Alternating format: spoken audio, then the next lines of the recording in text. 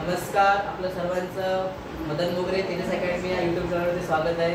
Sir, आता मागच्या पाठामध्ये आपण मराठीचे 4 धड्यांचा अभ्यास केला होता. या पाठामध्ये आपण गिरिजाबाई कीर यांचं डॉक्टर विजया वाड, लेखिका विजया वाड, डॉक्टर गिरिजाबाई कीर यांचा स्थूल वाचनचा आज आपण अभ्यास करणार आहोत. तर आपण पाठाला सुरुवात करूया.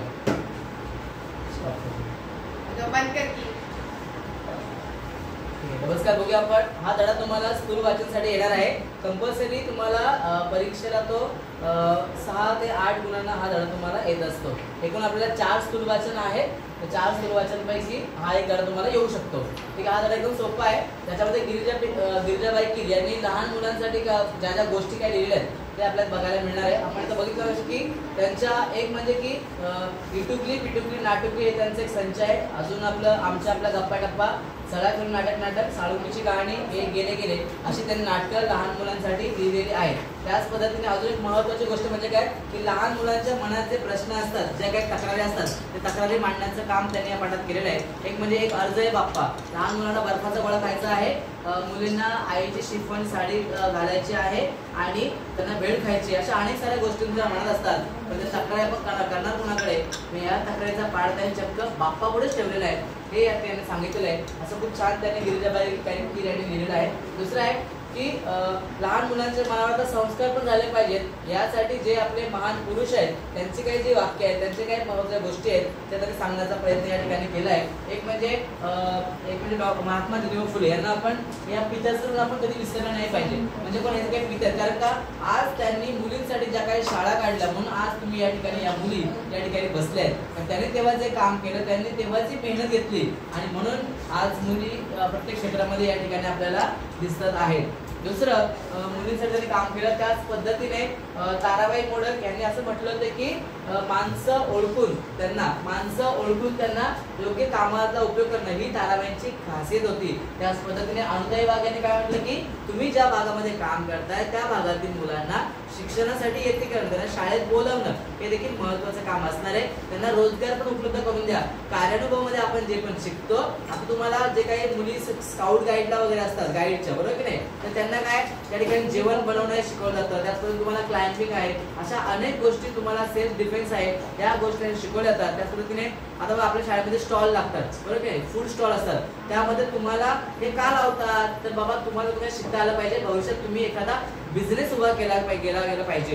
तुम्हाला समज आहे की यासाठी किती खर्च येतो, काय करावं लागतं, सगळा अंदाज यायला लागतो. यासाठी फूड स्टॉल लावत असतात. भाग घ्या आणि तुम्ही एक बिझनेसमॅन त्या ठिकाणी उभा राहायला पाहिजे.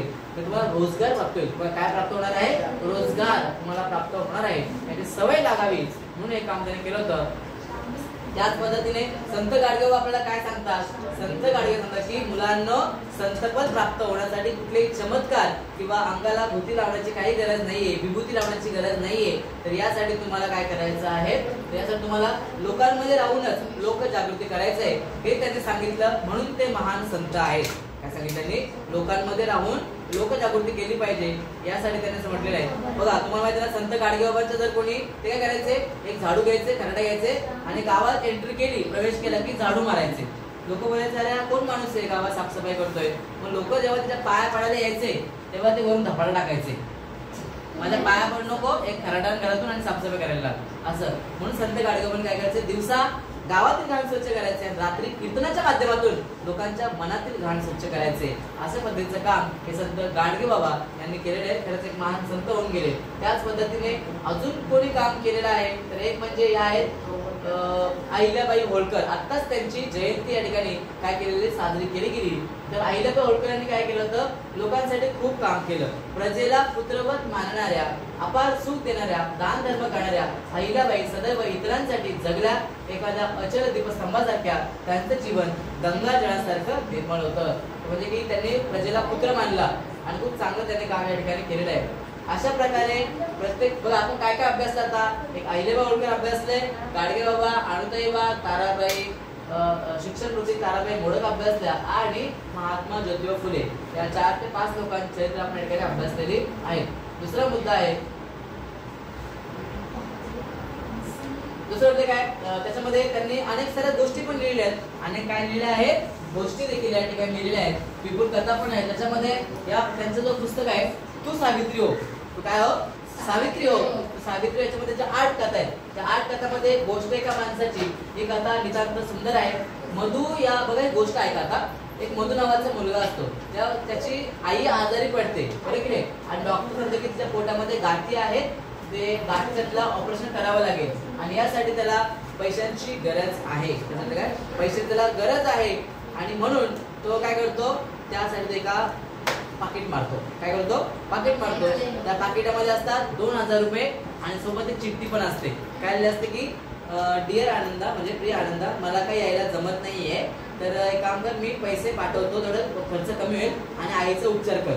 असतं आता याला पण वाईट वाटतं की एखाद्या दुसऱ्या कोणाच्या तरी मित्राच्या आई, मी ज्याचं पाकिट मारलंय त्याचीच आई आजारी. काय झालं, मी ज्याचं पाकिट मारलंय, पाकिट कोणी मारलं होतं, मधुने.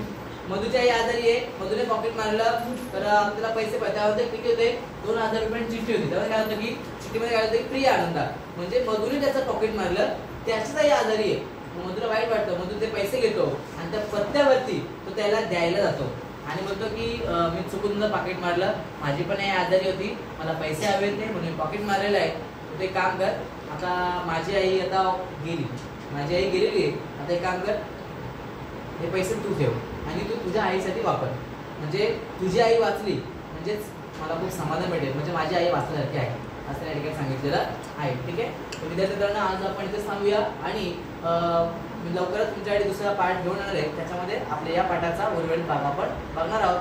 तोपर्यंत धन्यवाद, बाय बाय.